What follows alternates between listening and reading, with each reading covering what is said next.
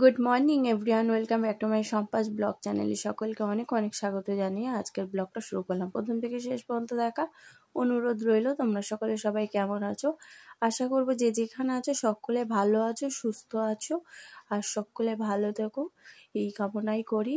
তো দেখো, মাম্মাম সোনা চলে গেল স্কুলে, তারপরে যাওয়ার পরে দেখো এখন এই যে সকালে টিফিন নিচ্ছে, এই পাউরুটি নিয়েছি, কলা নিয়েছি আর একটা লাড্ডু নেওয়া হয়েছে। আর মেয়ে কলা খাবে না, লাড্ডু খাবে না, তার জন্য ক্ষীর কদম দিয়েছি ওকে। তো সেই টিফিনে খাওয়া হয়েছে। আর সকাল সকাল কিন্তু একদমই চা খাওয়া হয়ে গেছে, ওই জন্য চাটা আর পরে খেলাম না। একদম সকালে উঠেই মানে লিকার চা করে খেয়ে নিয়েছি আর কি। মাম্মাম সোনাকে যখন দুধ খাওয়াই সকালে 7টার সময়, তখনই চাটা করে নিয়েছিলাম। তো তার জন্য খাওয়া হয়ে গেছে বলে আর বেলা ওই জন্য পাউরুটি, কলা আর এই লাড্ডু খেয়ে নিলাম। নিয়ে তারপরে বরমশাই আবার মেয়েকে দিয়ে যখন আসছিল তখন মাছ নিয়ে এসছে, পমফ্রেট মাছ নিয়ে এসছে। দেখো, খুব একটা বড়ও না আবার খুব একটা ছোটও না। তো যাই হোক, খুব সুন্দর মাছটা, পরিষ্কার পরিচ্ছন্ন টাটকা। তো কেটেই এনেছে, ধুয়ে নিলাম, নিয়ে এখন এবার মাছটা নুন হলুদ মাখিয়ে নিয়েছি। এবার ভাজা বসিয়ে দেবো মাছটা।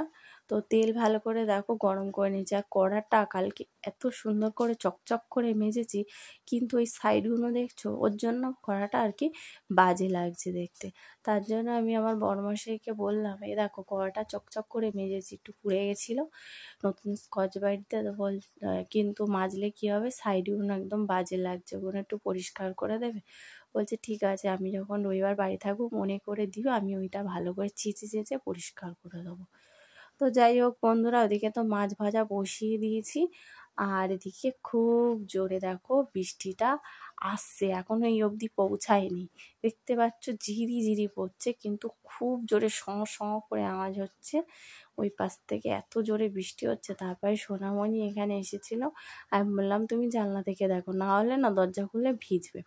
তো খুব জোরেই নেমে গেল। আর জামা কাপড়গুলো দিয়েছিলাম বাইরে কাচাকুচি করে, 2-3 বার তুলে নিয়েছি, আর ভাল লাগছে না। এবারে ভাবছি সব ওপরে দোতলায় গিয়ে জামা কাপড়গুলো মেলে দেবো, আর মনে হয় না আকাশটা পরিষ্কার হবে।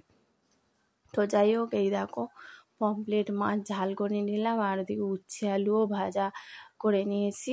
আর তারপরে একটু ডাল সিদ্ধ করলাম, যেহেতু মাছটা ঝাল করেছি তো তার জন্য এই যে ডাল সিদ্ধ করে নিয়েছি। এই আজকে দুপুরের খাবার, আর উচ্ছে আলু ভাজা। তো চলো খাওয়া দাওয়া করবো।